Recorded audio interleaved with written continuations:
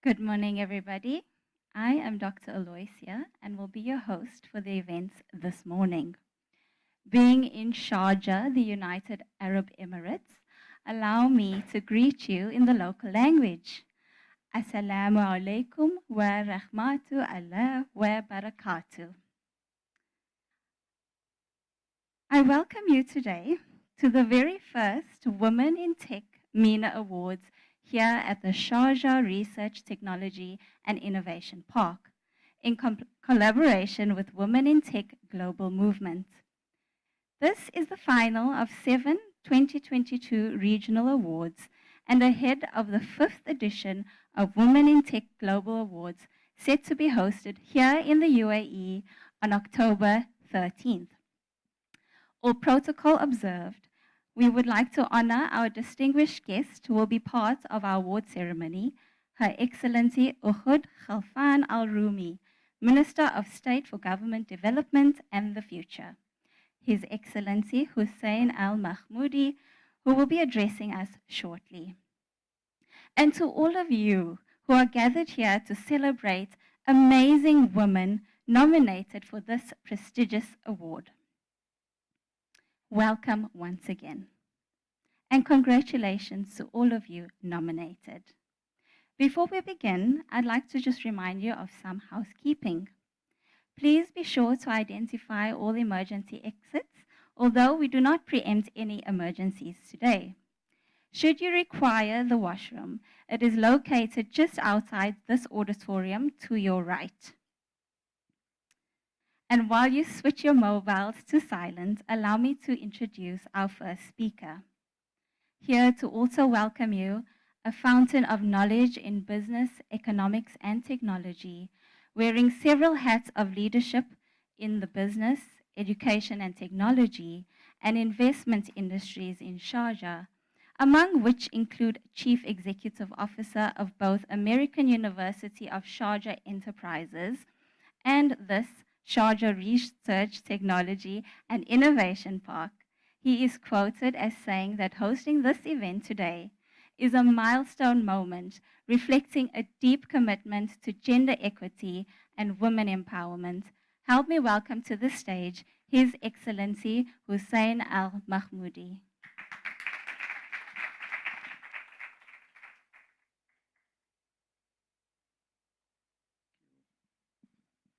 Good morning, ladies and gentlemen. It gives me a great pleasure, really, to welcome you here at the Sharjah Research and Technology Park. Ayomi, thank you very much. It's great to see you here again. I was telling Ayomi I was trying to trace her over the past 2 weeks, but I lost sense of where she's been. So, we've been a great partner since we started this a few years ago. And I think the network really grown massively globally. So it's really a special day for us here to welcome you.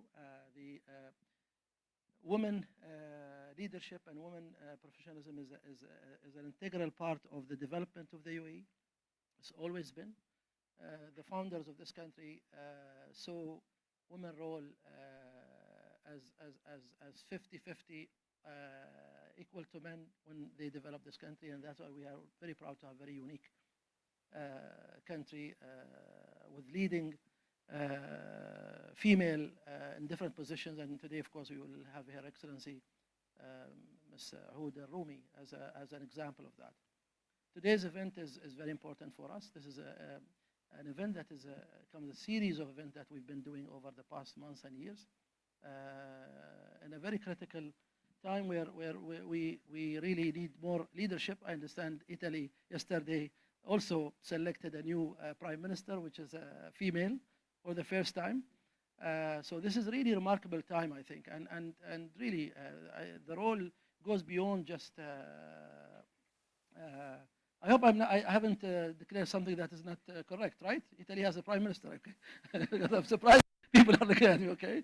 So it's really an exciting moment, and of course, one of the topics that we believe that is really also emerging and very important is the whole topic around climate change and sustainability. It's an ongoing topic, but for us here in the UAE, it's a very timely topic because UAE will be hosting COP28 next year. And we thought for this edition of this meeting and award is to focus on the green technology. That's why we have a lot of roses around, but also a lot of greenery here. So it will be an exciting meeting today because I think we will hear from the experts around sustainability and you know, the topics related to this. For us here at the park, as I said, you know, we take the topic of gender equality and especially women development very close to our heart. I have fascinating females who are today managing a key component of our work here. The whole vocational training institute, which we call it Sharjah Open Innovation Lab, is managed by male engineers, and also the 3D printing facilities we have. So we are very proud of the progress that we've done so far, but this is only the beginning. And today's conference, I think it's a great opportunity for all of us to really to network and to see, you know, how can we collaborate and partner and build things together. I know sometimes things are not very straightforward and it takes time, but we are all learning. We don't claim here to have all the answers. So we really, you know, trying to navigate to really, you know, create an impact and create opportunities, successful opportunities for everyone. So with this note, I really would like to welcome you here in Sharjah. I know for some of you maybe it's the first time in Sharjah, but Sharjah is a beautiful city that is known for you know, its focuses on art and culture, its focuses on education. Of course, we pride ourselves to have this beautiful university city just next door. And also, it's a home for most of the industrial activities in the UAE. So please enjoy your day, build network, meet each other, and also learn. And we are here to support with anything we can do. Thank you very much.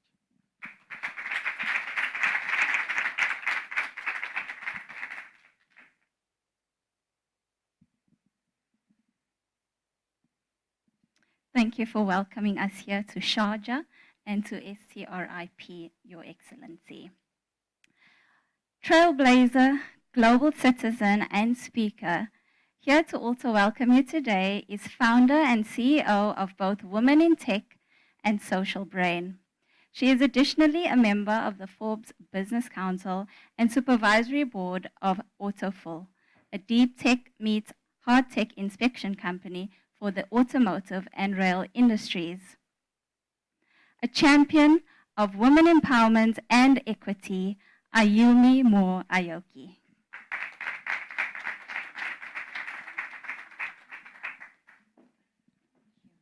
Thank you so much. And welcome, everyone. Welcome to the first Women in Tech MENA Awards. I'm so happy to be here. I can almost call here Sharjah home, right? Because I think we've been here ever since beginning of 2020, so it's the third year that we've been collaborating. I remember very well meeting His Excellency Hussein. I can call him Hussein because he's a friend of mine now, because he has welcomed us so much. And I want to say thank you so much, Hussein, because if Women in Tech was able to come to the Middle East and come to here the UAE and come to Sharjah, where we find ourselves at home today, it's thanks to him. Thank you so much for having us. And that's why we are so proud to have our very first Women in Tech MENA Awards here in the Sharjah Park. But what is exactly the Women in Tech MENA Awards? So ever since 2018, when I first founded this movement, which has really very rapidly become a global movement, I wanted to recognize remarkable women from around the world, women and allies, who are really trailblazers, who are really doing groundbreaking work. And we wanted to recognize them, we wanted to celebrate them, we wanted to reward them. And so we've been doing this for the past, it's going to be the 5th edition this year. And for the very first time, we're going to do regional awards. So we have started this time, the 1st of September in Rio for the LATAM Awards. Then we went to Amsterdam for the Europe Awards. Then I just came back from South Africa in Cape Town where we did the Africa Awards. Now we are here for the MENA Awards. And then we're going to be going to Kuala Lumpur for the APAC Awards. and then we're going to be coming back to the UAE on the October 13th for the final globals. And every single winner of all the regions are going to be meeting together for this big global awards. So it's going to be a very exciting event, very powerful. So I invite you all already to join us for this marvelous get-together. So we are here to celebrate women that are fearless, with stories that we must applaud, allies that are as committed to supporting other women with action and advocacy, leaders that are audacious and who disrupt technology, challenging the status quo, and entrepreneurs who, after failing, have had the ability to bounce back and create the successful startups when all seemed lost. And girls, we have the Aspiring Teen Awards coming up, who, despite a very young age, they are reaching higher for themselves and for their future, and telling all the doubters that they better make room. And that's what it's all about, right? Women taking up the space where we belong. So in 2018, I created Women in Tech, not only as an organization, but as a call to action. We promote women and girls' empowerment with a focus on Sustainable Development Goal 5B, which is harnessing technologies. And this bold vision is what has united our movement across the boundaries of geography, status, and culture. Today, Women in Tech is the world's leading organization for women in technology. Our community counts over 200,000 members across the world, with 30 official chapters in 6 continents. We focus on 4 main pillars, which are education, business, digital inclusion, and advocacy. And we are on a mission to empower 5 million women and girls in STEM by 2030. So we've got 8 years left. We have already impacted almost 250,000, so we still have 4,750,000 to go, but we're getting there. And this is thanks to our team. Women in Tech has already impacted 250,000. But more than numbers, we have really impacted lives. And I wanted to share with you a little story or video who's going to be able to show you in images a little bit what we've been doing for the past few years.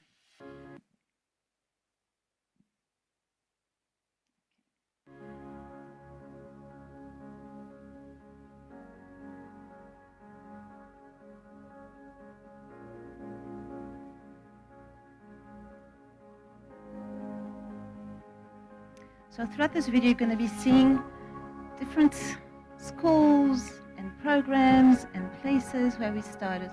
But this was 4 years ago with my baby. It was only a few months old. And it really started in France.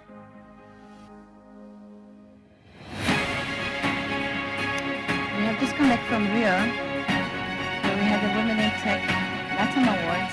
And this is the school we're going to be doing, we do our program. We teach the digital literacy classes for students, and we're also starting a program on blockchain. This is in Zambia, where we have one of our chapters as well, and when we give out scholarships for women to go study. Nigeria, we have just finished a hackathon where we have taught 1,000 women programming. Tbilisi in Georgia, where we do an annual event. Zarifa Ghaffari, powerful woman.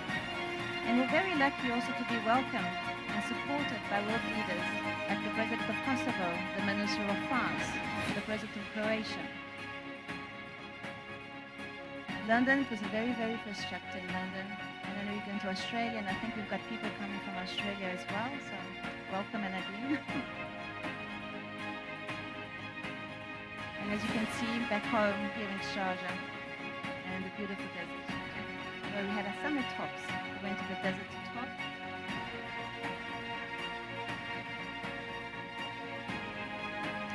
Lisbon has been home for our awards for 4 consecutive years. It's the first time we're going to be doing a global awards outside of Lisbon. And we've done in May this year, we have done the Women in Tech Global Summit, where we brought together delegations from across the world. And we will be welcoming you in Paris again from the 21st to the 23rd of May. So you can already put down in your agendas. I welcome you all in Paris. May is always a good excuse to come to Paris.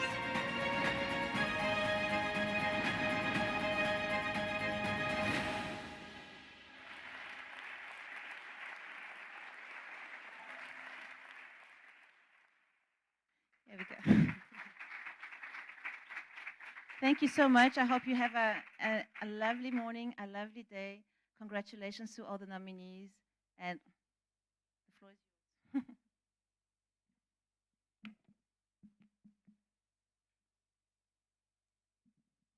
Wow, that was phenomenal. I saw everybody walking in tiptoeing and quiet and serious faces. But if you're not smiling after that video, then I think there's something emotionally wrong with you. That was amazing. Thank you, Ayumi. Gender equity and environmental sustainability may seem like unrelated issues, but research shows that they are in fact closely intertwined. Women and other underserved groups are disproportionately impacted by the global climate crisis, but they are also uniquely positioned to lead and fight for sustainability. Leading a panel titled Gender Equity and Climate Change, an Intersectional Approach to Sustainability, is moderator Nigel Manel. As co-founder and general partner of Seed South Capital and chief strategy officer and board member of Women in Tech, collaboratively has established the Power Her Africa series to increase access to network for women. Fundraising for investments and funneling to her network, she is also a member of the steering committee of 2022 Female Angel Syndicate. Over to you, Nadia.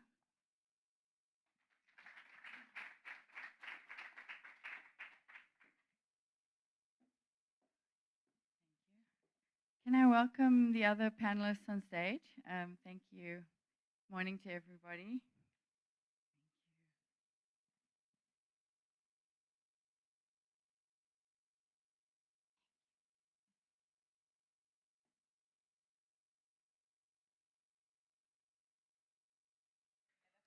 Lovely. So I think I have, is everybody got, we'll just hand it over each time. I think this one can,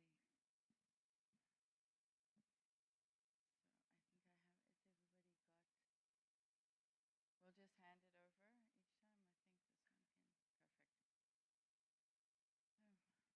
Welcome, hello, good morning to everybody. Thank you for joining us. So climate change is one of the greatest global challenges of the 21st century. And at a glance, gender equity and climate change might not seem unrelated, but it is. There's a stark collaboration between the two. And I'm so happy to have you on stage today to join us to share knowledge and potential use cases on how best we can impact or discuss the climate change and equity conversation. So just a few facts and figures on, 70% of the 1.3 billion stuck in poverty are women, and this has a direct impact on how climate change affects women in general. So Geraldine is the Chief Political Analyst at Shell and is also an enthused foresight strategist who analyzes, this is my phone, sorry. Let me just turn it off.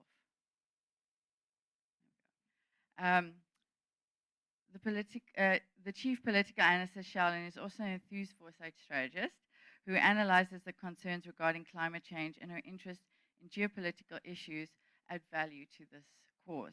We also have on stage Cecilia, founding partner at Violet Hill & Co. Her edge is her ability to connect purpose, mission and people, develop and implement ambitious strategies, and create desired behavioral changes across larger employee populations.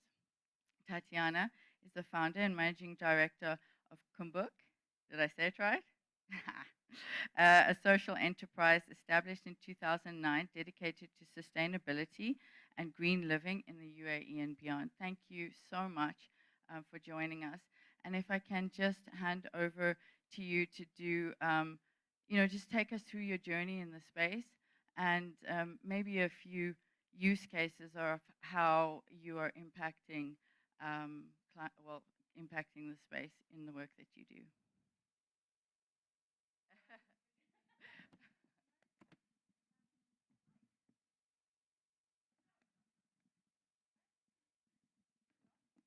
Is it working now?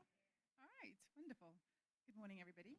So yes, I'm Geraldine. I work in Shell's scenarios team. And so my journey in this space is different to my panelists. So I feel like the underwhelming panelist member here because I'm not frontline. My job is to produce scenarios where we use systems thinking to understand the complex nature of challenges. And climate change is actually just one facet of a range of issues that we are facing as a global community. Gender is a lens within those challenges.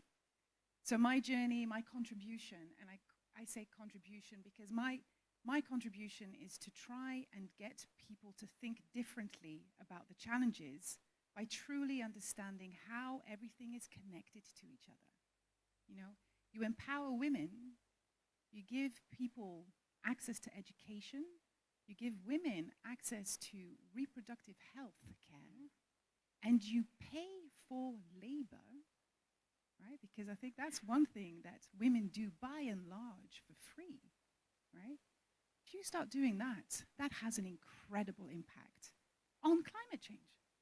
Because we now start to change the entire system where half of the world's population could potentially change the trajectory of demographics, energy use, but also how we care for each other, right? And I've got lots to say. I've got lots and lots and lots to say, but I'm not frontline. I'm kind of behind the scenes, hoping to sway the arguments and sway the topic. Shall I go to you now? No, you were next, weren't you? Yes, you were. Hi, thank you. I'm Cecilia, and yeah, good morning to everyone. I don't know if you're that different in that sense. I kind of have the big corporate background as well, and then sort of shifted over to maybe a bit of a more frontline position. So I started my career, I'm not going to be super lengthy, but I did I did 2 decades in the big corporate world. Working VP executive positions, really sort of understanding how operations and value chains flowed around the globe, using resources, connecting communities, and how corporate structures are so intertwined into societies and communities that we can't really separate these. And I've been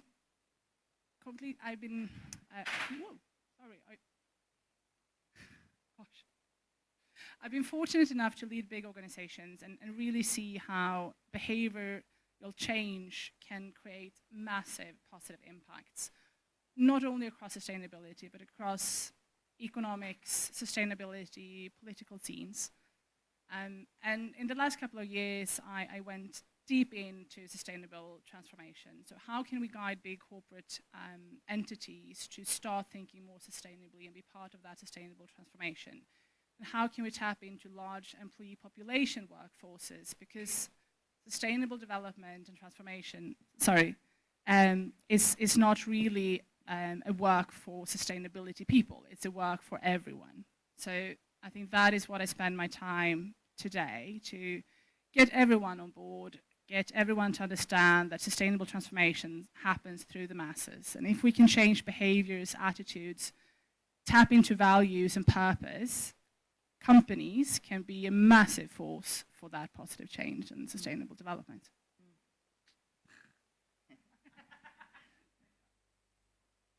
Thank you. So my name is Tatiana. I'm the founder of Gumbuk.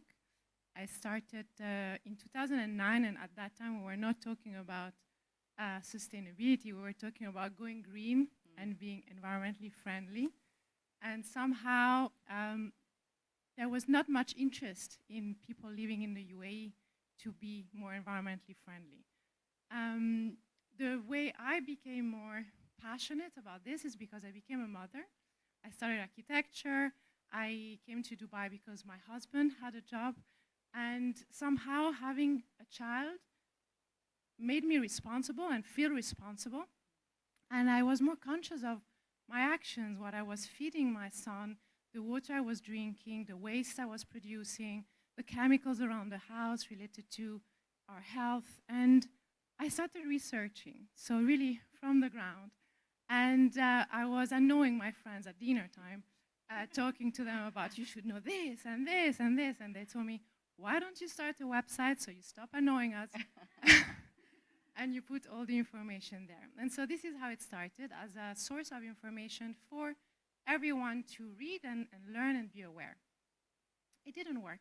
People didn't visit the website. And so that's where I realized that the majority of the population of the UAE is actually made of expats. And we all think, or we used to think, that we were here for a couple of years. And no matter how much water I would use, how much energy I would consume, when I'll go back home, I'll do the right thing. But while I'm here, who cares? And that's what's the gap that we needed to fill. We needed to, or I felt I needed to convince people that we're global citizens and that the air we pollute is the air that everyone will breathe around the world. The water we pollute is the same for everyone. And we have an impact that it can be local, but at the end becomes a global impact. And we had also to connect people to the UAE and feel that maybe it's not their home, but it's a place that deserves protection, conservation. It has a beautiful environment, an incredible ecosystem. It's just that we're not used to it. We don't know it. And so that's how the journey of Gumbuk started, by creating campaigns to connect people to nature and to local sustainability issues. And the first one was to plant gaff trees. The gaff is the UAE national tree. And even the younger generations of Emiratis would maybe know the tree. Oh, yes, my grandmother has one in her farm. But they would not know the importance of the tree, the incredible biological benefits of the tree, and also cultural. What is the tree that you see everywhere in the UAE being planted to beautify our cities? The palm tree. Yeah. But the palm tree is not a native tree. The date palms come from North Africa. To actually be able to grow them here, we need 150 liters a day per palm tree.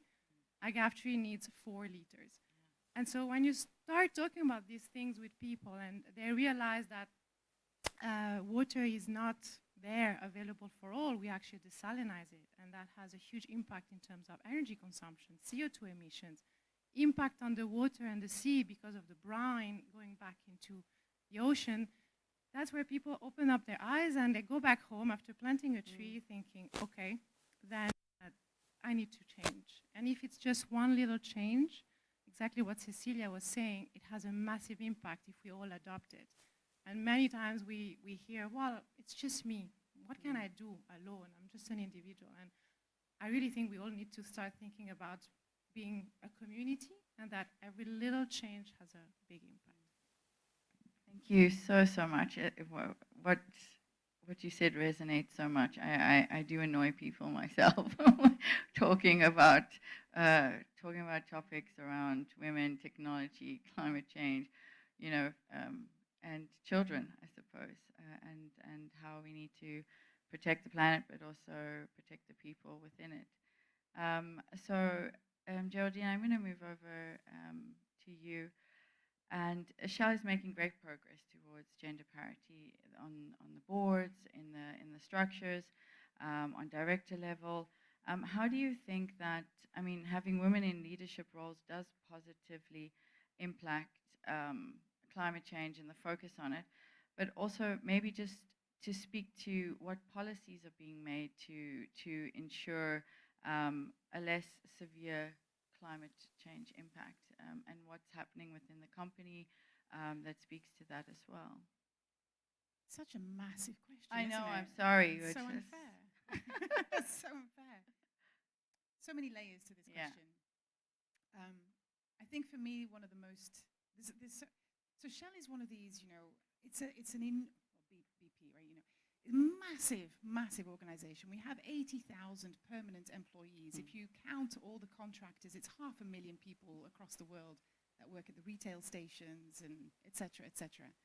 And we've been operating for about 100 years in different places, right? In some places, over 100 years. It's incredible. So there's legacy to this Yeah. company, and this company has created foundations, has set up foundations, and has set up a whole bunch of amazing initiatives. And I'll just mention two, because quite frankly, I assume that I don't know everything that Shell is doing all over the world, because it really is, it's, you know, it's at the front, really at the front line, right? It's in community engagements.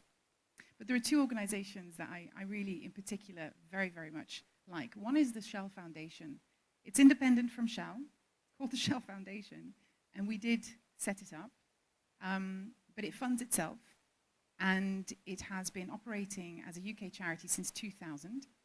But the wonderful thing that they do is they actually link climate change to poverty to energy, right? So how can we use energy and clean energy, given climate crisis, to empower impoverished communities, give them access to sustainable and clean transport. And this is really key for women. Because when we think about the distances that women all over the world have to walk and travel, either to get water or food, anything, it's enormous. Most of their days are spent walking, right? If we can provide clean transport, if we can provide clean energy in their homes, what an amazing empowerment opportunity. So the Shell Foundation focuses on that. Clean energy for individuals, clean energy for startup enterprises, finance for women, right? Give them access to microfinance, and then clean transport. That's a connection that Shell can make, because it is about energy, right? So that's how we can contribute to that. And there's another one that I really, really like. It's called the N-Explorers. And N-Explorers, and that's now closer to what I do, is actually a training program where we go to schools all across the world, and we try and teach them how to do systems thinking, right? And so it's really to try and get us to start using our brains differently, really become curious about complexity, curious about uncertainty, and really give children, so teenagers, we really start at the age of teenagers. In fact, we're now trying to go even earlier. We're trying to get them early, you know, at primary school age, right? So we're really trying to get there very early now.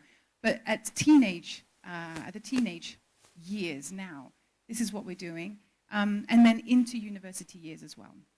And this, again, it just has a really empowering ability.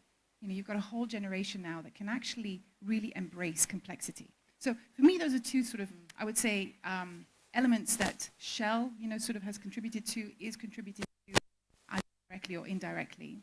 But I would say one other thing. The real advantage to having women, I think, in any organization, in a home, in a small business, large enterprise, a legal firm, a university, a technology center, I think, is because, so there are, you know, the fight, flight, or freeze stress responses, right? The lizard brain, right, that we all have, yeah. Do you know there's a fourth one? Who knows what the fourth one is? There's actually a fourth response. It's called tend and befriend.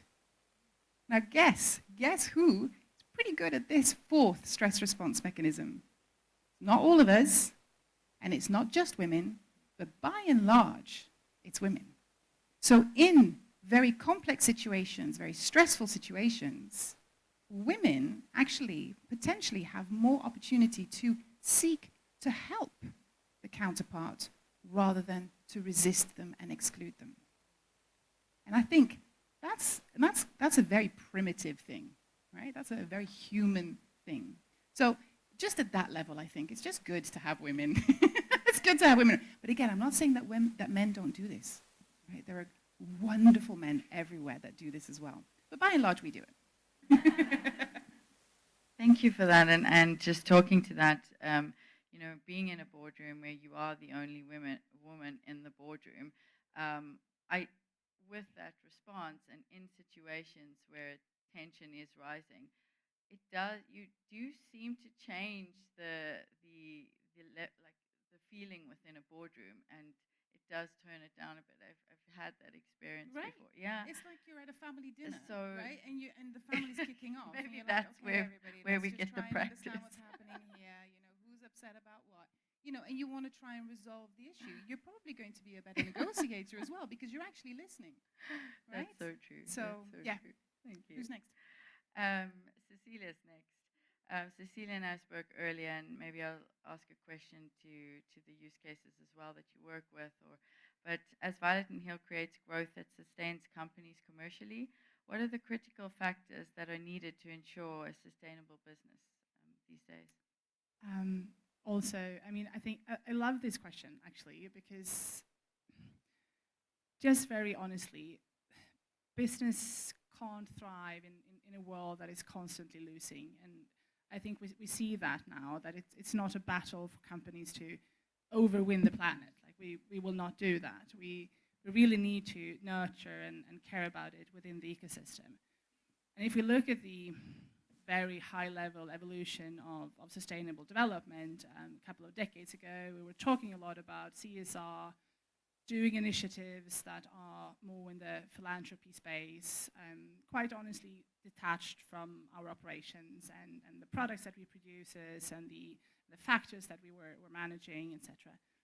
And I think today we're all about data, measuring ESG, ESG performance, trying to understand where we are, where to navigate, incorporate environmental, social, and governance mechanism into our corporate structures. But where we really, really need to go is into that sort of caring, nurturing, balancing state of mind where companies thrive in the ecosystem of communities and the planet. And I mean, how do we do that? I have a financial background. I love numbers, and I think it's sort of back to basics. We need to get to the business case of sustainability, both short-term, medium-term, and long-term. Of course, long-term is fairly straightforward. If we don't solve this crisis, companies will not exist for 100 years. They will be exchanged for other types of businesses, and they will simply fail. So what can we do short-term? So, I mean, we all heard about shareholder value and stakeholder value and how sometimes the shareholder values have a short-termism, et cetera, et cetera.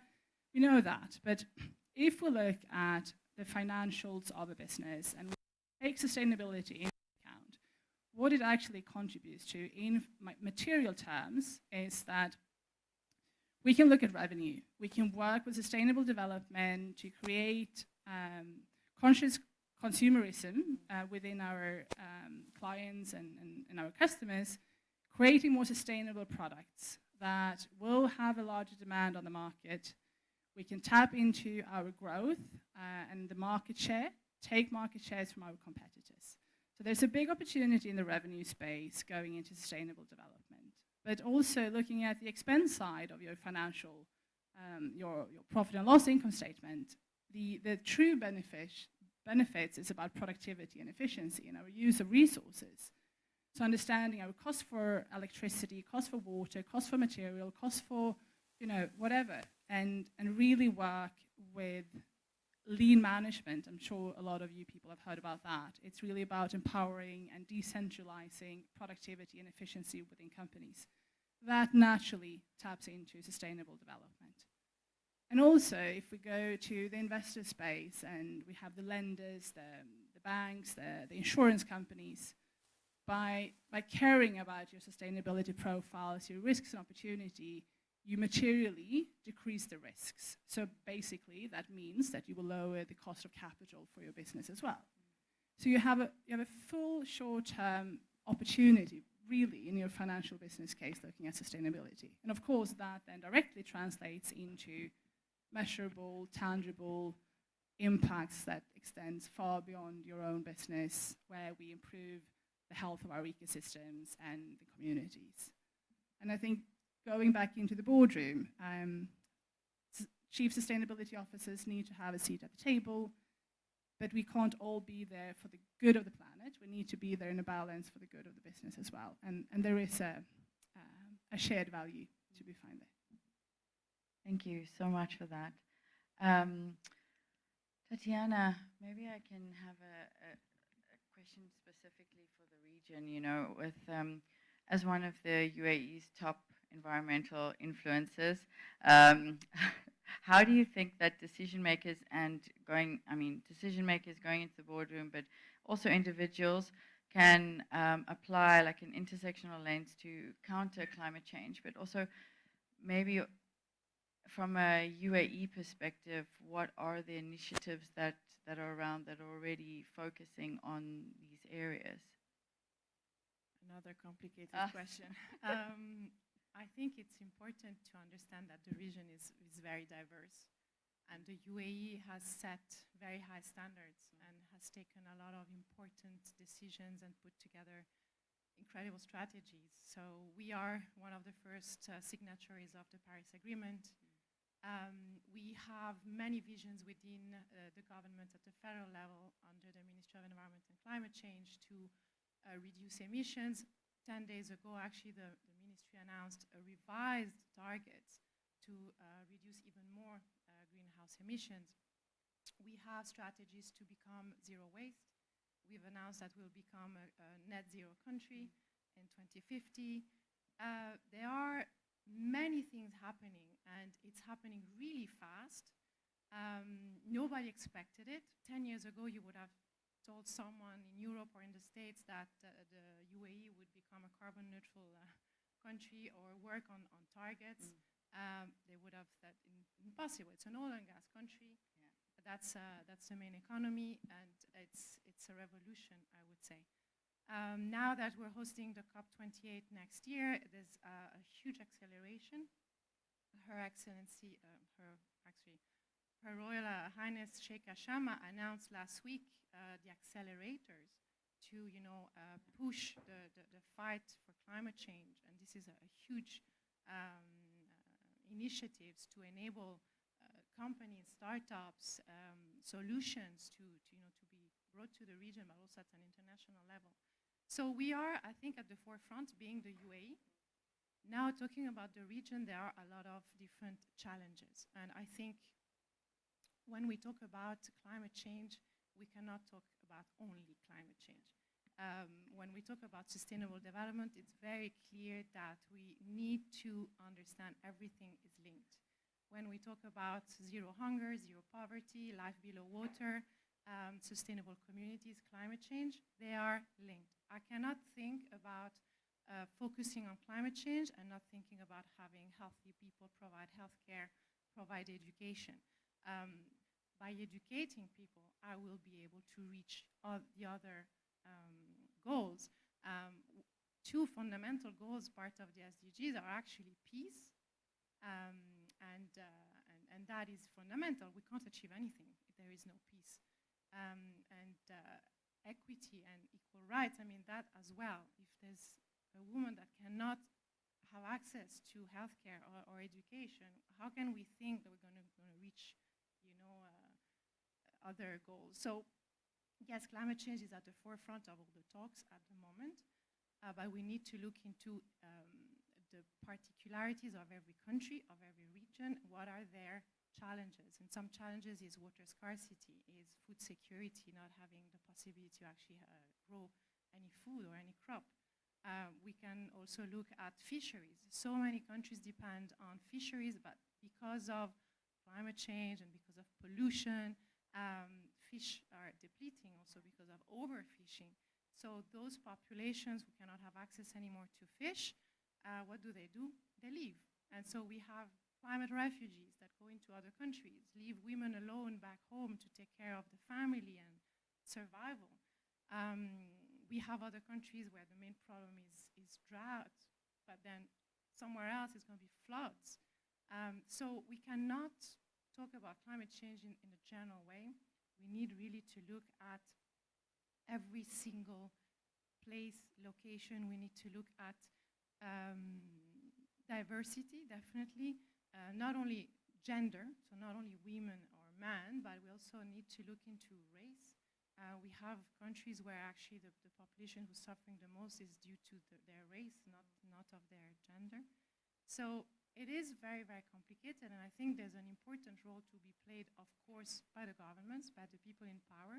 But when we talk about people in power, it's not only government, it's also the multinationals, the people who have decision-making power on how they hire, how they implement policies, how they produce, how they extract, how they waste and how dispose of the waste, how they use energy. And this in the UAE, again, it's a great example of how this is directed in a very clear way. And there are targets, there's a goal, and people are moving forward to achieve that. This is not happening in many other countries. So it's complicated, and I think we need to work together, private sector, public sector, civil society, youth. Youth is very, very important, and they play a very big role. And also something we need to, I think, be careful is eco-anxiety. This is a phenomenon that is happening now for the past 5 years. Youth around the world feel really, really overwhelmed by all these talks about climate change, and they don't feel they have a role, they don't feel they have a future. And I think this is very important for us to make them feel that there are solutions, we can change. It's really about working, again, together. And again, the UAE is doing this, empowering youth at many, many levels. Education is a priority. So hopefully for the region, that's what we need to look at, the different challenges. I've learned so much today, and I really appreciate you coming to join us on this panel. And thank you for sharing the knowledge and also the best practices, as well as giving examples of what the positive that is being done. Because you're right, it's just a lot of talk, and it can be very toxic to a healthy mindset. And we do need the youth to change things from the bottom up. So thank you so much to all of you for joining us today, and we look forward to getting to know you a little bit more. And yeah, I'm handing over to the. All right, thank you.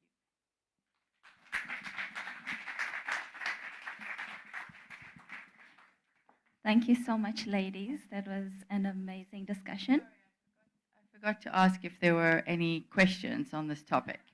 I'm sure. Are there any questions to the audience on the topic? Usually the questions are the Intense. most important part. Yeah. I think to really create that connection. I mean, we're here to talk, but it's also great when.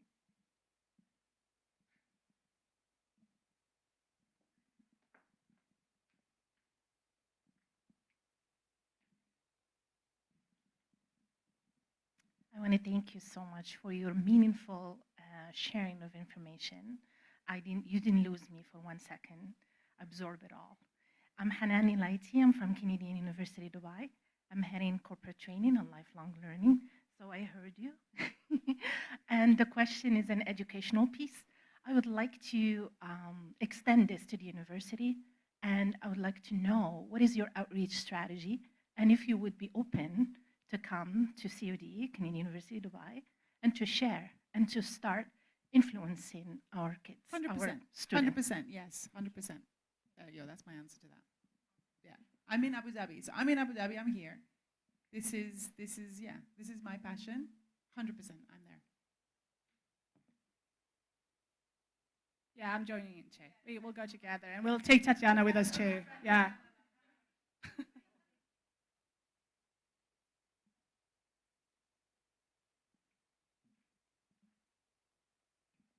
Thank you. Thank you. It's a very wonderful session, very informative. My name is Khalid, and I'm responsible for medical education, so it's more closer to the healthcare.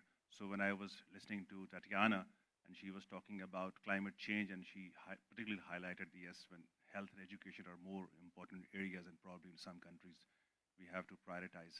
So when you talk about sustainability, and how do you think about healthcare, and especially the medical education, because with the help of technology, this is one thing which is accessible every nook and corner of the world. You can access the same quality of education, medical science, which top institutions like John Hopkins or Harvard, they are accessing. The same content can be accessed in Sri Lanka or Bangladesh or any village in the UAE or the Middle East. So how you think about healthcare and medical education when you talk about sustainability? Thank you. Well, again, a complicated question because it really depends on where you are. So let's think about women who don't even have access to, toilets. So when we look at those communities, it's very hard to think about medical education. I think we need to start from the bottom up and look into making sure that people have decent living conditions. So access to clean water, first of all, sanitation, making sure that they have basic education, and then we can look into people, girls, boys, growing into higher education and then having access to the medical education. I think to become a doctor is not just a few years. It's a very long process. It's not only lengthy, but it's costly. So I think here we're also talking about having the support of governments and subsidies somehow. The role of the private sector is very important as well, scholarships to be offered, allowing these students to travel maybe if it's not available in their own country. Find the youth who's passionate and really wants to learn, specifically medicine in this case, but it can be engineering, it can be architecture, it can be anything. But I think inspiring youth to do more and to have access to education is key first, and then hopefully financial support, because it's not cheap to become a doctor, unfortunately. So I think the role of then CSR and philanthropy within the larger groups is very, very important. And when you see Shell starting a foundation that then is independent, but these foundations have a very important role because they are the ones who are able maybe to find the students around the world, maybe who want to join then becoming engineers and then working for Shell. I don't know, but every single company within their purpose and within their core, they need to see how they can give back to society. So when we think about sustainability, it really needs to be at the core of the business. Whatever business you do, you think about who you are, who you impact, and whatever you sell, how do you produce it? What is the impact on the environment? Am I damaging the environment? Well, I need to change that. Am I hiring properly? No, then I need to change that. And then it's like, when you're set and your bases are there, well, what can I do for the community? And again, it needs to be close to your core business. You're a hospital, you're a pharmaceutical company, well, that's where you're going to be acting. You're into energy, then that's your sector. And this is where the private sector has a huge role to play, and we need to empower the private sector to do more and more. Thank you. Thank you for the questions. Thank you, ladies, for the amazing discussion on sustainability in the corporate, globally, and locally in the UAE. Thanks, ladies.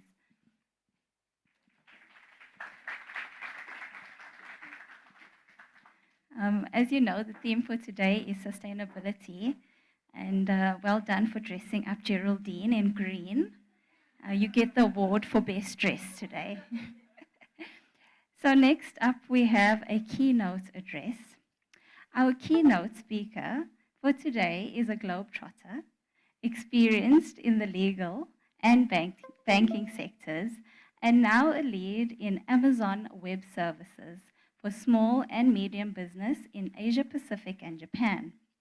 With an education background in law, political science, and leadership, she is an advocate for diversity and inclusion and has partnered with the United Nations, regulatory and government bodies, customers, and business councils to build mechanisms to drive meaningful change around these issues. Welcome, Anna Green.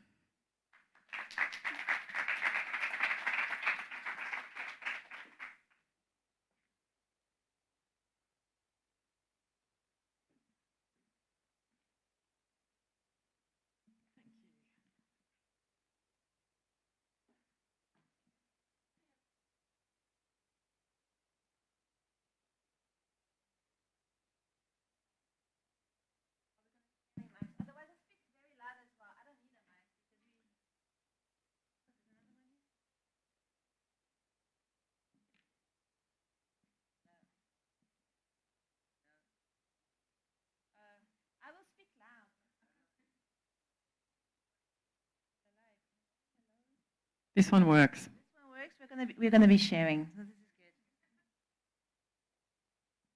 Thanks so much. It was supposed to be a keynote, but I said, we haven't had a chance to really meet together yet. So let's have a little chat so I can get to know you better, and then our community gets to know you better as well. God, I think we've got in. Is this okay? Great. So Anna, I don't know is it because maybe this one's open? There we go. Is this better? Yeah, I think all the mics were open at the same time. Yay! So Anna, thanks for coming, because you're based in Singapore, right? And you've got a very fancy title. You're head of SMB sales, APJ for Amazon Web Services, but you are from the UK, and then you grew up in Australia, because you can hear by your accent, and then now you live in Singapore, right? And you're here today with us because we're going to be talking about the power of grit and determination in the technology industry. So first I wanted to know, tell us a little bit about your story, how you came into tech, and tell us a bit about your journey. I'm sure we all want to know. Thank you so much, Ayumi. And I want to first say thank you, everyone, for coming today, and to the panelists, that last discussion, such a valuable discussion for everyone to be engaged in not just in this room, but more broadly across our community. So I want to start by saying thank you. That was brilliant. Little round of applause from me. So a little bit about me. Yes, my title has a lot of acronyms, but fundamentally I run the business that serves what we describe as the small and medium enterprise business, which is 198 million customers across Asia, Pacific and Japan. So when I think about my job in that context, it's an interesting conversation to be thinking about, because these are the customers that we want to be talking about as we build technology for the future. But that, whilst is my day job, my real passion is this discussion here, and I'm so delighted to be here. And it's why when the team reached out and said, can you come to Dubai, I was like straight on the plane. This is very important to me. My own personal journey, it's a bit of an adventure. It's not a typical journey. I started my career in law. I was a corporate lawyer in Sydney, and that then took me to be a corporate lawyer in London. And I worked on project finance deals. I worked on things to do with infrastructure, and I learnt my professional stock in trade being a lawyer. I then moved into banking when like a lot of people, I thought to myself, I got married and I had some children, and I thought, I want to go home. I want to be with my family and close to them. So I moved back to Sydney. But always in my heart, I was somebody who enjoyed living and working internationally. So I moved into banking as a lawyer, and an opportunity came up. And again, I would ask you all to pause for thought when you think about the risks that women take in their careers. An opportunity came up for me to become the Chief Risk Officer of ANZ Bank in Laos. Now, if anybody knows about risk, they will know that Laos is 157 of 161 most risky countries in which to do business. So that job in itself was a risk. So what I've learnt about myself on my journey is that I'm somebody who leans into risk. That's not to say that I wasn't petrified and scared of doing that, but I did it. Because for me, it was an opportunity to learn and grow. It's another thing that I've learned about myself. So I moved into that role, and fundamentally it was like doing a master's in running a bank. That I had to manage senior stakeholders in an international context who had very, very strict compliance and regulatory requirements. And then I had a local team who spoke English as a second language with infrastructure that was almost not there. So I learned how to run a bank as a chief risk officer. I then became the chief executive officer. After that, the bank saw opportunity in me and said, would you like to move to run our Philippines business, which I then went and did. So I ran that bank for 2.5 years. Then Amazon Web Services came knocking, and they said, we like your profile. We think that you might be somebody who could run our business at an APJ level because you've had experience across ASEAN. And obviously running a bank is a pretty great job. It's quite difficult to think of a job that tops it in terms of a career opportunity.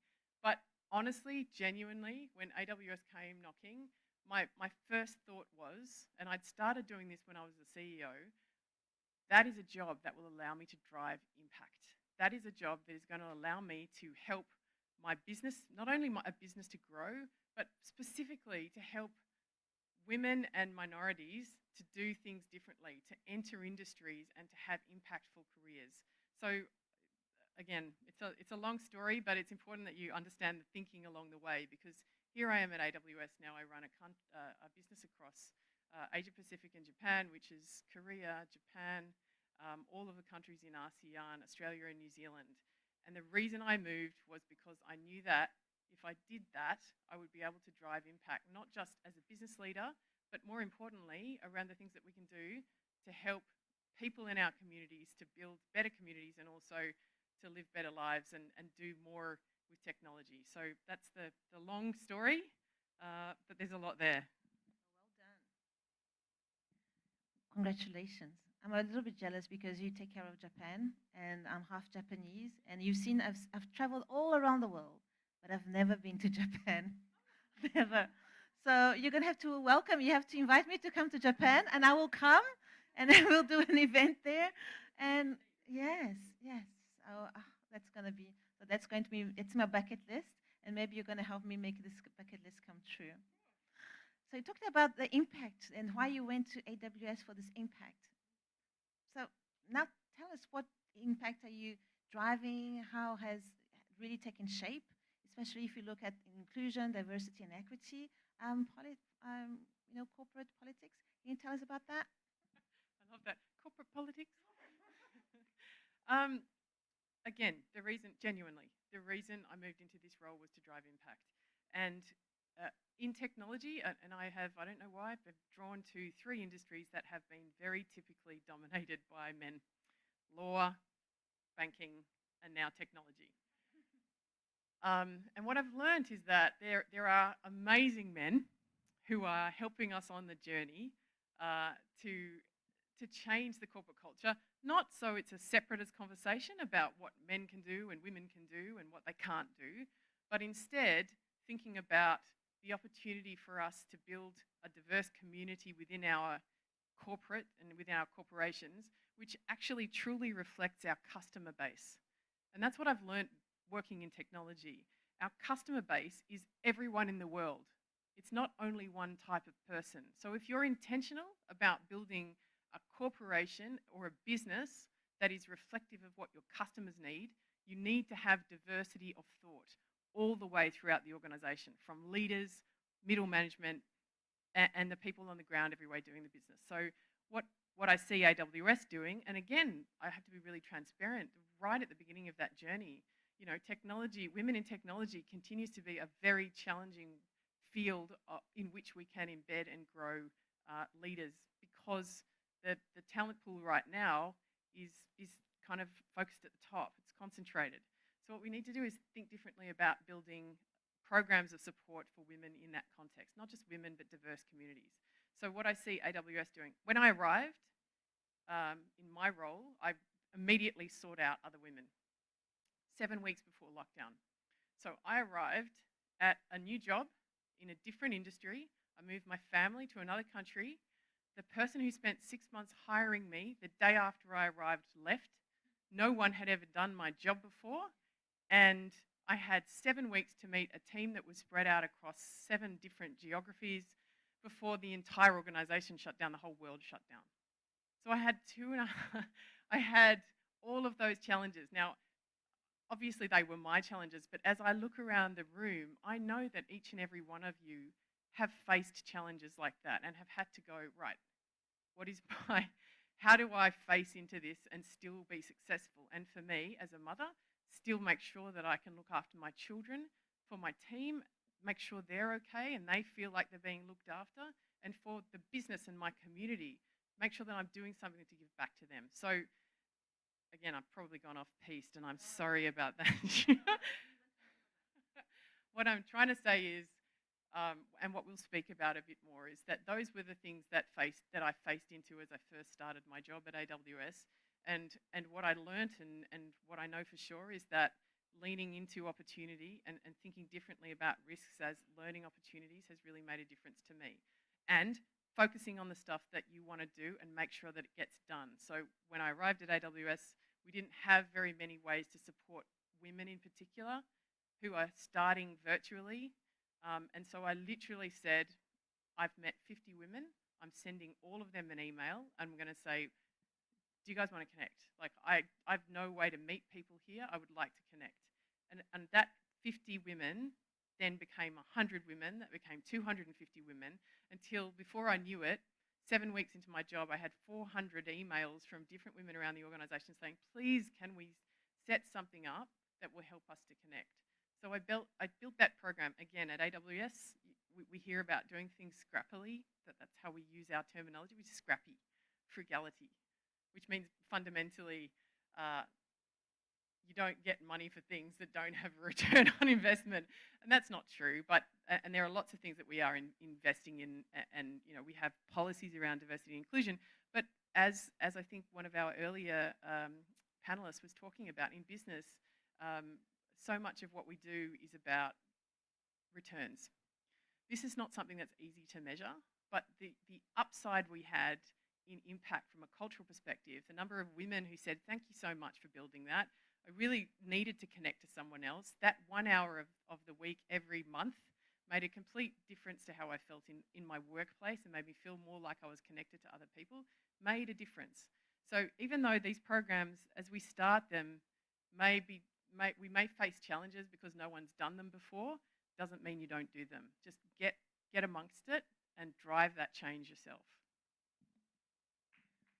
Thank you so much. Anna, incredible. Thank you so much for all that you do. 400 women in 3 weeks. Well, you're going to be one of our women in tech leaders now for Japan and for the whole of Asia Pacific. This is great.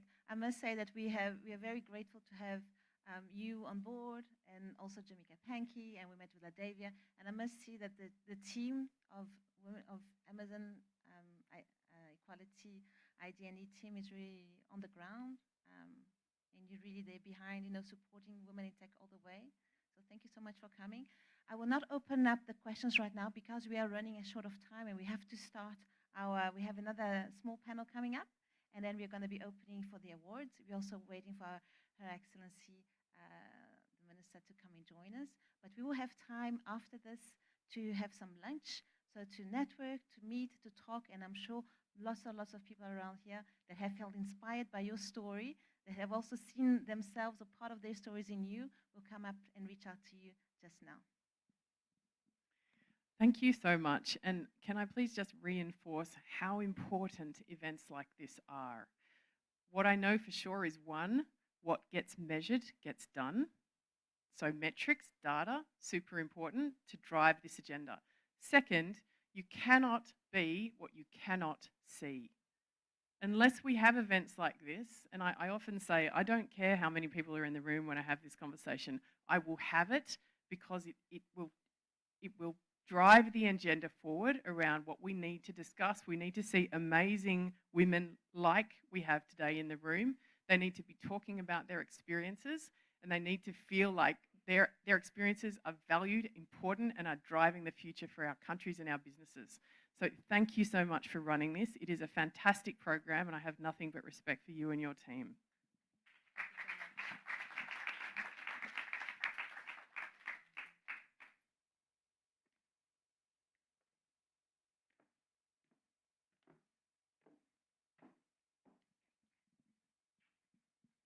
Thank you for that amazing discussion.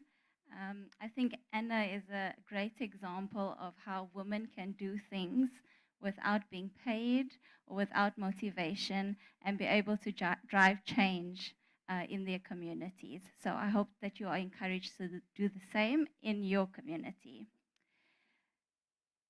Our next item on the program is a panel discussion that will be moderated by Shada Al-Islam. And this discussion will be about how the MENA region is driving innovation while considering human diversity and building inclusive economies. The panel discussion is titled Driving Inclusion Through Innovation. Shada Al-Islam is Senior Manager of Product Management at Sustainability and MENA TI, Regional Leader for Women Network at Baker Hughes. She is also co-founder and Managing Director of IntroGX Startup Incubator. Her expertise is in entrepreneurial, STEM, and tech youth, particularly female activism, with experience from multinational energy companies. With an educational background in computer science, business, community development, and leadership, she is a board member of several organizations empowering young women and girls in the tech and energy spheres. She is also recognized as a multi-award winner for her contributions in volunteering and tech innovation. Shada al-Islam.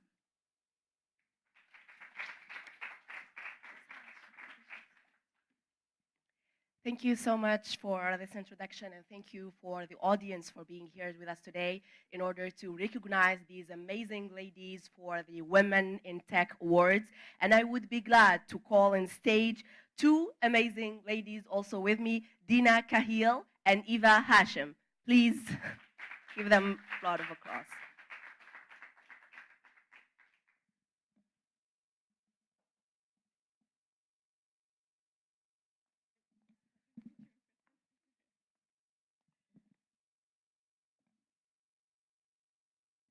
Great. So we have with us today in this panel Dina Kahil, who leads Customer Experience and Innovation Management for the EMEA region at MasterCard and is an active member of MasterCard Women Leadership Network.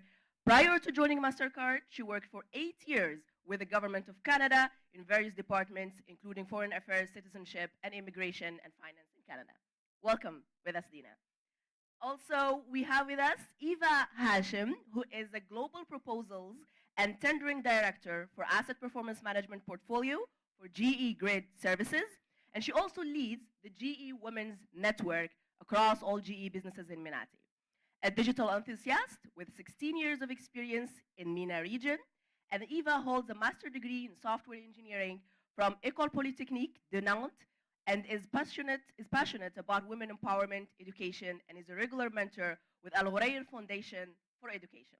Welcome with us, Eva. I'm very glad and honored and pleased as well to have both of these amazing ladies in here in this panel to discuss about innovation and inclusion. Let me start with the very first question. All of us are very active members or leaders in our women network within these companies, right? So how do you really see the innovation within these ERGs and within the women network in a corporate culture in your company? To start off with. So when I joined MasterCard 10 years ago, I had no intention of joining the Women's Leadership Network. Let me be clear. I don't know why. I just was, very focused on the job. I really wanted to succeed and grow within the company. And then, suddenly I started noticing, tendencies of things that were happening that were making me question things, right? And so I decided to join one of the sessions. And basically what I mean by that is, this was a long time ago. This was 10 years ago. The fact that, there was no question whether or not women should be included in the workforce, obviously. We were way, way, way past that. But it was suddenly a question to some management and some leadership members as to how. And it just completely boggled my mind. So they would say, for example, we have this really great candidate for a role in Bahrain, but the role would involve a lot of travel. And so how could we offer her the job knowing that she's a woman and maybe she'll be not able to travel? What? and so it was, things like that, completely not intentional. I think, it was just that, unusual, prejudice around, gender and women in the workforce. And I'm like, why is it your job to think of whether or not she can travel? Let that be her choice. Tell her this is the job, this is what it requires. And trust me, there's nothing a woman cannot do. So it was, instances like that, that it didn't matter what corporation you worked for, whether you were a multinational corporation, local organization, huge company, small fintech startup. I was hearing stories of these time and time again. So yes, I joined that Women's Leadership Network. And I started my job at MasterCard as an analyst. So what did I bring to this leadership network? I brought data, and I brought analysis, and I brought use cases. and compelling case studies, very much to what Anna was alluding earlier, to say if our business aims to bring purchasing power to households, right? Well, guess who holds the purchasing power in a household? It's a woman. So how could we, as MasterCard, sit here and design products and solutions when everyone in the management and leadership board was a male? So we brought in 10 years ago this, data of why we need to have, not just women in the workplace.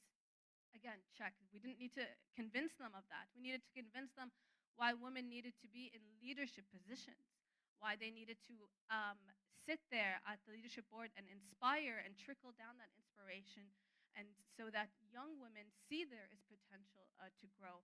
And it is good for the business, the revenue that it would generate. So, looking back at that 10 years ago and where we've come now, I think it's been an incredible journey. We definitely feel the impact of how those changes, the policies that have been made since then, we feel it trickle down. But of course, we always have a long way to go. So.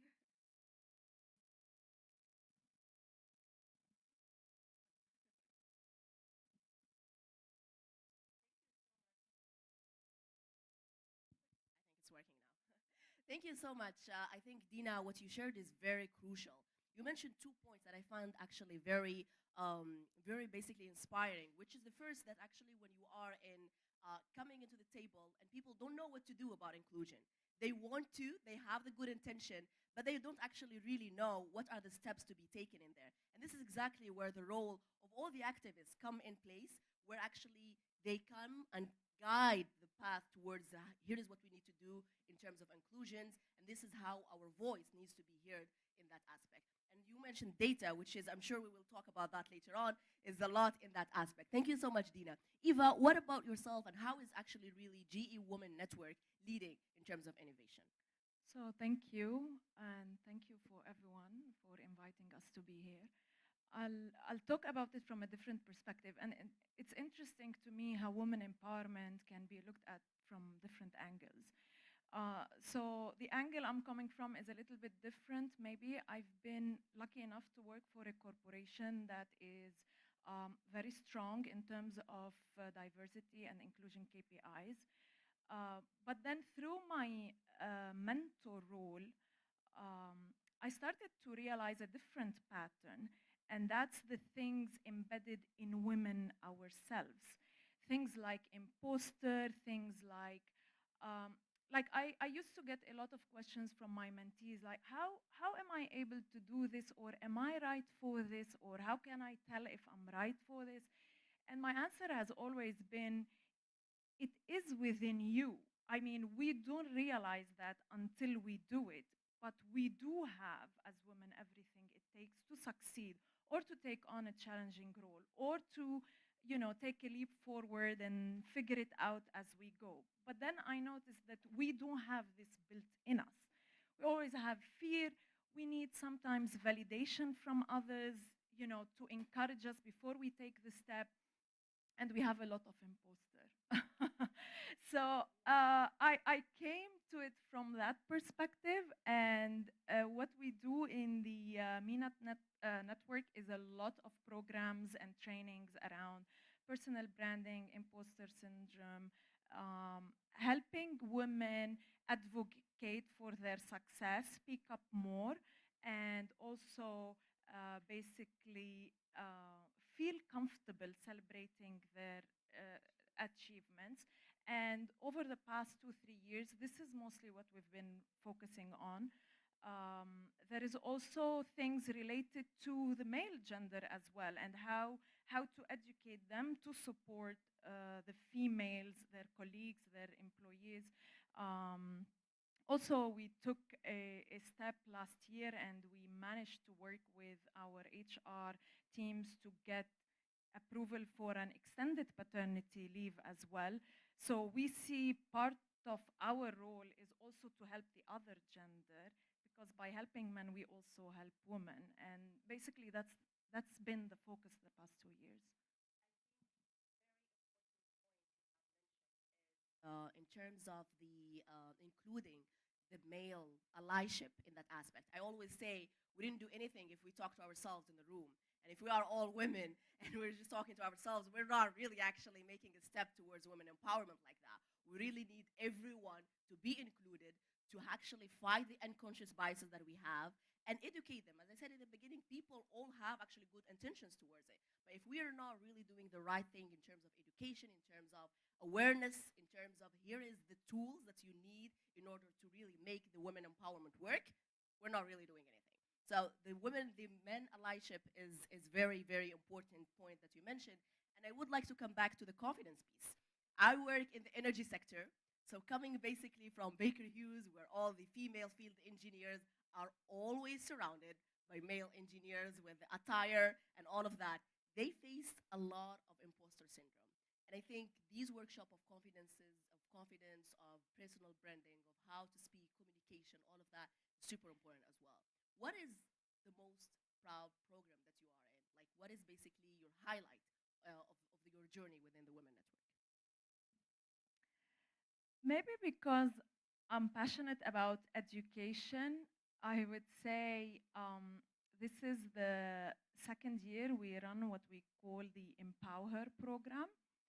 And that's a training over 8 weeks period where we cover topics around imposter syndrome, personal branding, how to ask for what you want, and allyship, so raise up and rise up. And this is about how sometimes we grow by empowering others, and this is very, very important when it comes to the women community, because throughout my career, I've realized that really the worst thing is to think that you should do it on your own or not to think that you can get help.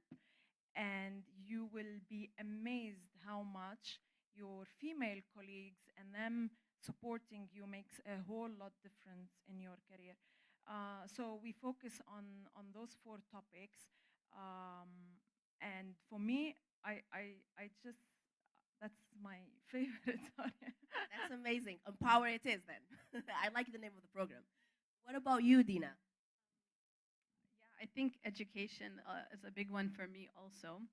So, but not at the professional level. A few years back, MasterCard started a program called Girls for Tech, aimed at empowering young women with the capability that you can do technology, engineering, math, science. It is not unachievable. So we would break down complex, algorithms. We would teach them about data encryption, but in a really fun and engaging way, gamified way, right? And so the program has been running for almost 7 years now. We go to schools all across the globe, but from my remit, across the MENA region. And it always strikes me when I go to these schools and do the activities with young women, 2 key things. One, the style of education in our curriculum today, there's an opportunity to really change that and make it more engaging and more dynamic and more gamified, because I see their energy, I see their eyes light up, and the educators come to us and they say, I love what you guys have done here. I have such a difficult time capturing the attention of my classroom. I've never seen them engage this way. So it's such an eye opener, to see how the curriculum could be adapted within schools, to see how we can change the models and ways that we educate these girls and give them that courage, right? That they can do these, seemingly complex things and they can achieve a career in STEM. So that's one. And the second is when it comes to women and seeing these young girls and their ambition. Across the MENA region, you'll find that in primary schools, it's often girls' school versus, boys' school. And, what's a wonderful thing about that is girls grow in a very, a supportive environment. And when they get into, post-education, university, they've had years of just, being uplifted by other women and teachers, and so it creates that incredible confidence. But, in those sessions, when I'm teaching them and I'm explaining these, tools to them, um, and you ask them, what do you aspire to be when you grow up? And they'll say, I want to be a doctor, I want to be a scientist, I want to be an engineer, which is fantastic, you know. But, I often question, do you ever have the aspiration to own a hospital, to manage a science institute, So beyond those just, traditional roles, you have the ability, the ambition, the leadership qualities to actually operate an entire end-to-end business. And that's the second opportunity I feel, that our curriculum and our education systems could do to bring in business knowledge. Because what often happens when women are inspired, they have a brilliant business idea, they want to they want to start up their own business, they have no idea where to go. How do I get funded? How do I put together a business model, a financial plan? How do I do marketing? They just don't teach these things in school, unfortunately. So I think that's really where, those programs and initiatives can help us, unlock these different opportunities. Absolutely. You actually touched on the next question, which was about the gaps and what can we basically really where you're seeing the gaps. You mentioned education, which also I believe is a very domain, is a very tactical domain and easy domain, I would say, in quick win maybe, where we can really actually embed those curriculum and those advices, those ideas about inclusion in an innovative way. What about you, Eva? What do you think basically are the gaps in terms of really having inclusion in the businesses and in the corporate world? Where do we start? I think, first of all, I always, whenever we work on an initiative, I constantly think why we can take this to schools and start early. I think this is vital for women to start teaching girls from early age, on some of the principles of advocating for themselves and the mindset of thinking equal. I think we do this a lot for the professional community. I don't think we have enough programs for the youth. So this is the first point. The other one is, it's a bit of a tricky topic. I think there is a lot of, there is conscious bias and then there is unconscious bias that's going around. And I think everyone is familiar with my parent, the CEO, and the viral video that went around, and everyone thinks like the guy sitting with his dad in the car, and then he says, my other parent, the CEO, called, and like everyone was guessing, but your father is next to you, but then it's his mother that's the CEO. And this exercise was sent to us internally, and we were asked for feedback. And even us, women advocating for women, did not pick it up. I mean, there is a lot of unconscious bias, even within us women, that we need to basically work on overcoming. And then there is also a bit of microaggressions, I would call it, that goes around in the workplace that, in my opinion, I'm still trying to figure out how those can be solved. Because you can have policies and you can educate people and male colleagues how to basically be more inclusive. But there is always these individual, personalities that they know what's right and what's wrong, but they will still try to basically, sometimes make a colleague feel uncomfortable because because that's the only way finally, like, you can,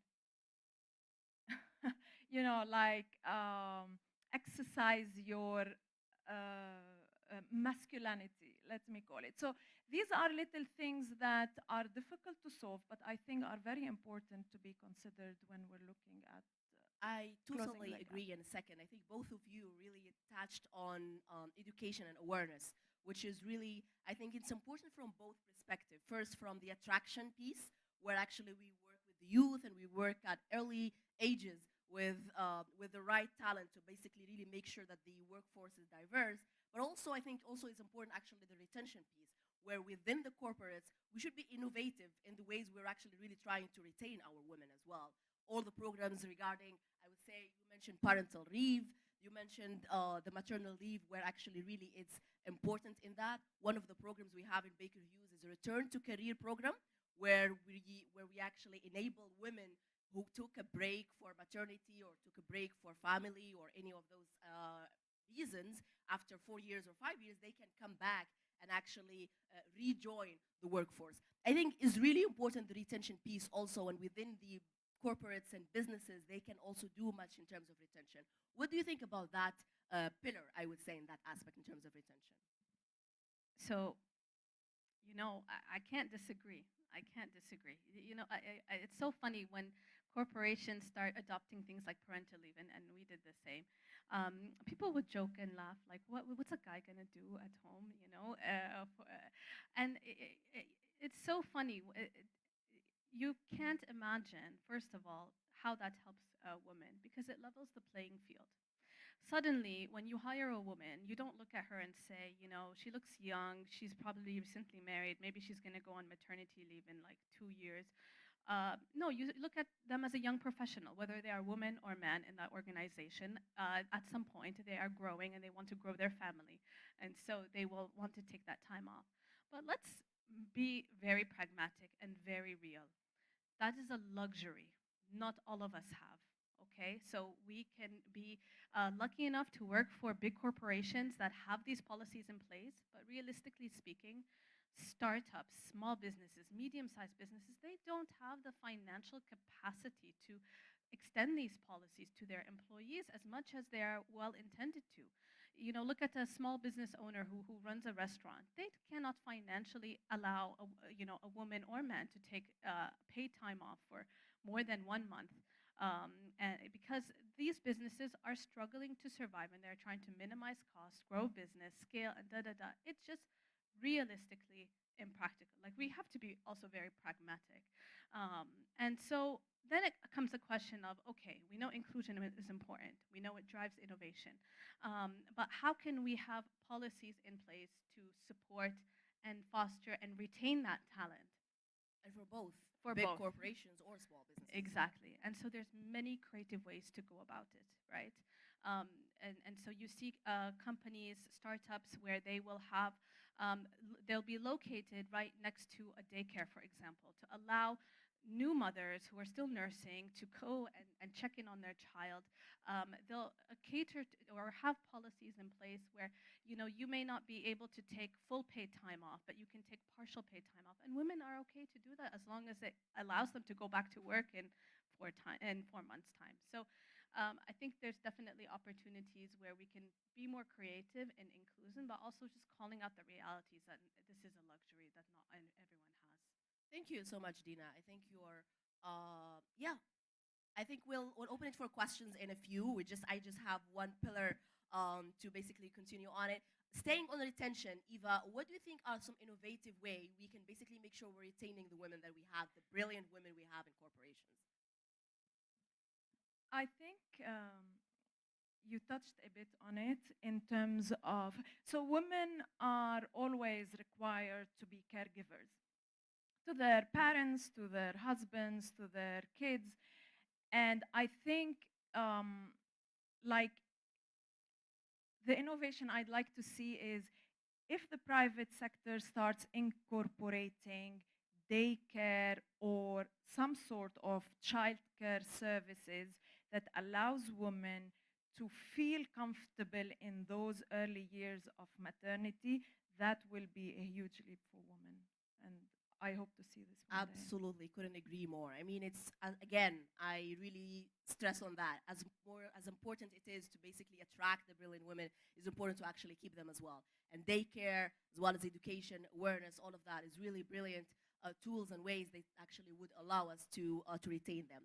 The last pillar that actually I would have in this conversation is regarding promotion. My favorite discussion, my favorite topic of all. You touched a bit actually on it, and you said, I want girls to say, I want to own a business. I want to manage the hospital, the clinic. I want to be a CEO, all of that.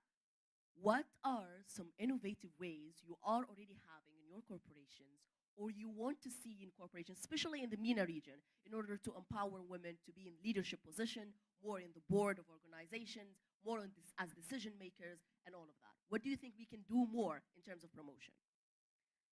So, very quickly, teaching these skills, men or women, it needs to be very accessible. You want to, so whether or not it's internal within an organization or it's a part of a CSR outreach program, making it a dedicated program to startups. How do you run a business? How do you run a balance sheet? How do you market? How do you hire? How do you, all of these skills are in one very well-defined program is a great way to start. So MasterCard has done that several years to reach out to women-owned businesses, diversity businesses, and so on. So I think that's really kind of a critical outreach, whether it's a CSR or something internal, to teach as skills. But promotion within an organization, how do you grow? And it's, a huge part of it is about branding and marketing. There's no doubt about it, a woman will work twice as hard to get the job done, okay? So she will do the job, but she will not vocalize, and you touched on that, right? So she will not brand herself. And so a huge part of it within an organization to get that promotion sometimes is to just toot your own horn, brand it, be active in terms of your successes, and people will see that and celebrate it.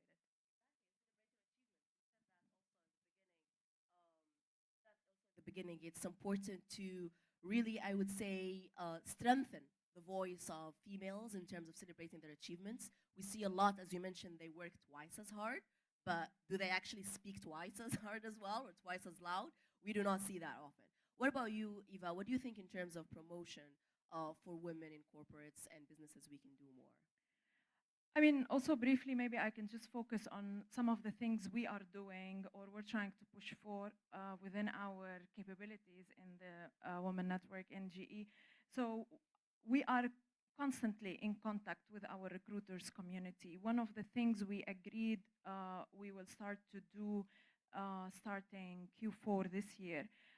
So as a corporation, we do have diversity KPIs. We do have requirements to at least have 50-50% type of or gender diverse candidates for any role before we can actually, close the role and start the interview process. And that's where the recruitment community found interest in working with us as well, because that helps with their KPI. So we have a partnership, and one of the things we propose is to have like an open hour once a month where female employees can simply log in if they have an interest in an internal opening. But again, I mean, maybe I feel not comfortable applying, or maybe, I want to know more before, or do I have the right skill sets? So we agreed that whoever wants to join, ask about a role, get answers about it, and then get them a bit more comfortable, applying or taking that next step. And this is something I think is helping, and I hope to see more results as well. Absolutely. I think it's important to make sure that actually internally the ERGs, Employee Resource Groups, or the Women Network, make strong partnerships and strong collaboration with the functions internally within the company, with recruiting, with even actually communication, making sure that what the activities are being held are being marketed actually the right way as well, in order to really see the impact, right, of that change that actually they're trying to put in place. The last question that I have for both of ladies, and then we'll move to questions in that aspect, is in the MENA region. We're all working for international companies, but we're focusing here in the region. And we have actually lived in the region, we have dealt with the region, we know the culture and all of that. What do you think is basically really the leadership position of the Menati region or the MENA region that could be in terms of women empowerment and innovation that could bring in there? What actually some of the traits, I would say, some of the cultural aspects that we could use and build on in order to make sure that this region is leading in terms of women empowerment? So, I'll talk about the region. Innovation. Yeah, first of all, we always have this bias, this disposition that, like, emerging markets, they look towards the West, they look towards developed countries as, more innovative. So take it from me as someone who grew up and was raised and spent most of her life in the West. MENA is so innovative. You cannot imagine. But innovation means different things for different markets because it is a product of the nature of those markets. So innovation in UAE looks very different than innovation in Pakistan, then looks at innovation in Lebanon, then looks at innovation in Morocco, right? Those innovations are a byproduct of the population dynamics of those markets. They are a byproduct of the government of those markets, the ecosystems of those markets, how they, where they are in the development infrastructure. So when you see, for example, in Lebanon, local businesses empowering refugee women to design very beautifully crafted handbags. But the innovation is how they market those handbags, how the proceeds go to those refugee women, and the platform that their voices are heard on social media, and how they are that money trickles down to their families. So people purchasing those, they're actually quite expensive handbags, can see how those purchases are impacting the community. That in it of itself is a beautiful innovation. When you hear of startups in Egypt where they are modernizing lending circles, so how people are borrowing and lending money, but they are modernizing it in a way with an innovative app and solution. And those are innovations, but they are a byproduct of the nature of that market. So, MENA is at the forefront of innovation, in my opinion, and it looks very different in different markets, and it's because of the unique characteristics each market brings. Absolutely, Dina. And this is why my question was, how can we make sure we're leading in the way and we're not actually just like having maybe a say, as you mentioned, the stereotype of the emerging markets in that aspect. Thank you, Dina, for sharing that. What do you think, Eva, in that aspect?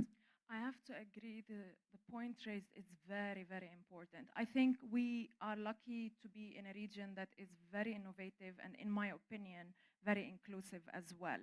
Despite, of course, pockets of population where women maybe still struggle, based on my experience, I believe we are an inclusive region. We are very innovative.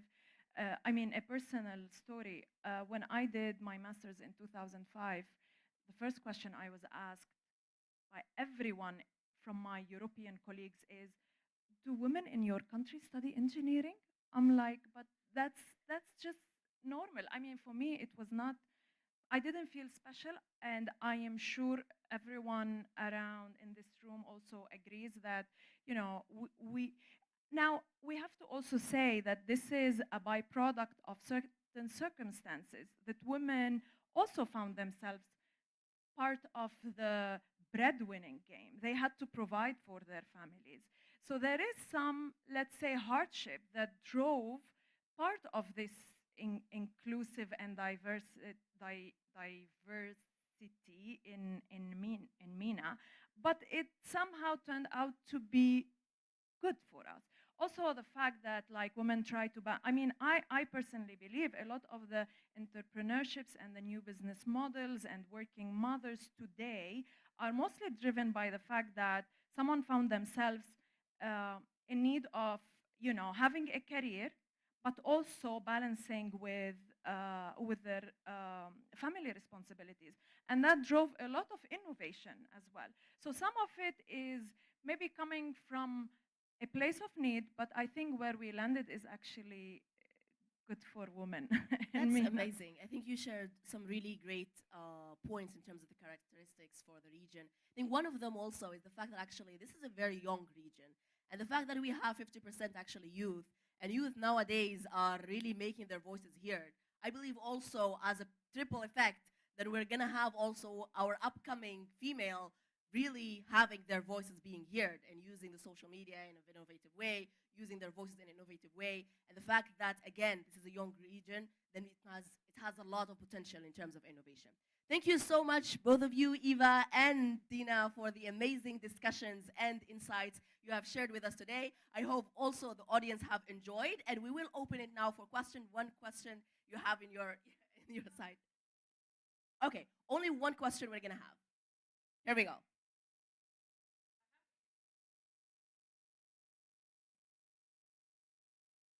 I have to start by just again applauding you. That was one of the most interesting, insightful, deep and broad conversations about the challenges that women face in building careers that I've ever experienced. So first, again, amazing. Like, thank you so much for bringing that conversation to all of us today.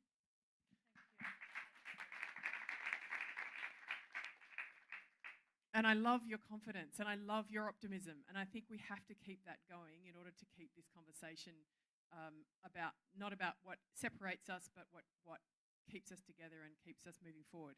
My question for you is this. I think as I speak with women in my community, one of the challenges we face and what I heard you speak about is that women very, very realistically often have challenges around not taking risks in their career because they are either the sole breadwinner or they feel the responsibility to make sure that they can support their family. Now, I know not every woman has a family, but I believe this is a conversation that's worth having. I would be interested in your points of view on how do we help women to think about taking risks in their career and help their managers to also encourage them to do that. I'll give you a real life example. There was an opportunity that I wanted to take, and it obviously involved quite a bit of risk. So, what did I have to do? I had to have an open and honest conversation with my husband and say, listen, we both have brilliant career aspirations. We both work, we both bring money into the household, we both have to raise our kids. The disparity, though, is that all the traditional expectations of a mother and raising the kids and managing schools and da-da-da will fall naturally on my shoulders, right? So I had to call out that disparity, make sure he hears it and knows it, and say it is not fair that I am the one who has to keep managing the school newsletters and what they need to bring and what they did. It is not fair that that pressure solely falls on me, making sure that the groceries are in the house and cooking and da-da-da. So if you expect to take risk, I think, first of all, whether or not women, will take risk or not, that comes down to your personality. Whether you're a woman or not, if you are a natural risk taker, you will want to take that risk. You will always have the considerations. So how do you address the considerations? You have to look at your support system and say, I want to take this risk, and I need your support in the following ways.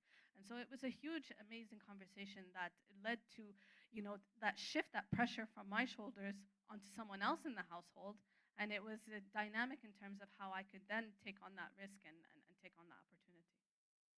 I think, Dina, you shared a very important point, which is, again, in order to enable women to really take risks in their careers, it's important to have the right empowerment personally, right? And that support system that actually would really enable you to take those risks and really be confident about them, I would say, in that aspect. Do you have something to say about that, Eva, in terms of risks in careers?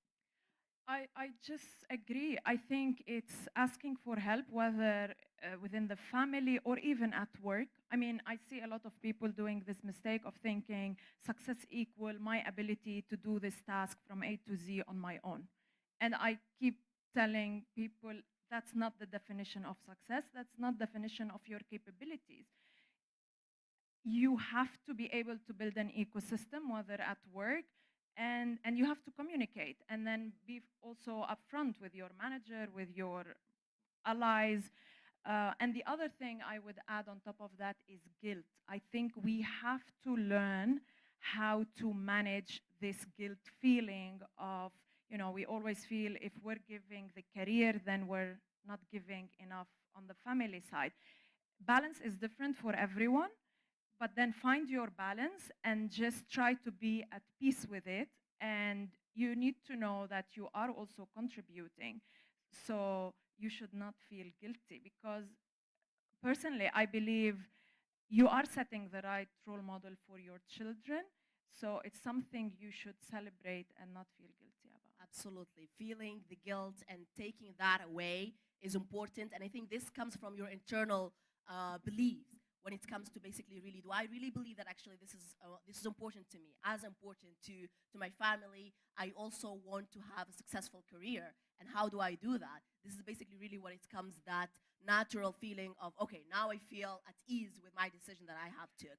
I think one story I'll share in terms of risks, actually, I was in a leadership program in my career at a certain time, and my manager came to me and said, hey, Shada, do you want to actually join another program that you also wanted to join all the time? And I was like, what are you talking about? I'm already in a leadership program. It's a lot to manage. I have my own job. What do you want me to take on more than that? And it was a really vital decision. It was a turning point. Do I want to take it? Do I not? Do I say, no, it's too much for me? And that imposter syndrome was trying to actually get into me. I was like, can I do it too in one place, right? But guess what? I think one important thing that helped me take that decision to take it was that I celebrated my previous achievements outside of work. And I said, I did more than that before, right? In my personal life, I endured more problems and I endured more, I would say, hardship than just that. So why not? And guess what? Through that second program, I got actually my promotion in like 3 months or something.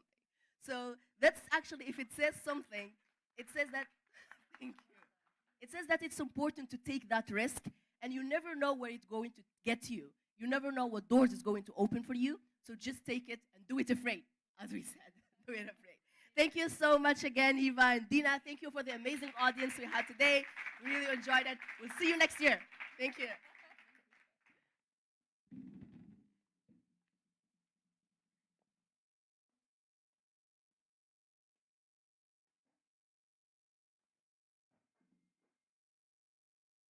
Testing. Okay, so we've gotten to that time of today's program that we are all gathered here for, and that is to celebrate all the amazing women doing great things in the tech sphere in MENA.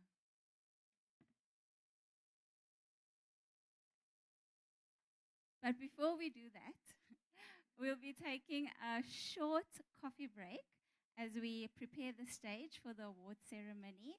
So if you guys can just grab a cup of coffee in the atrium outside, and we'll be back in 5 minutes.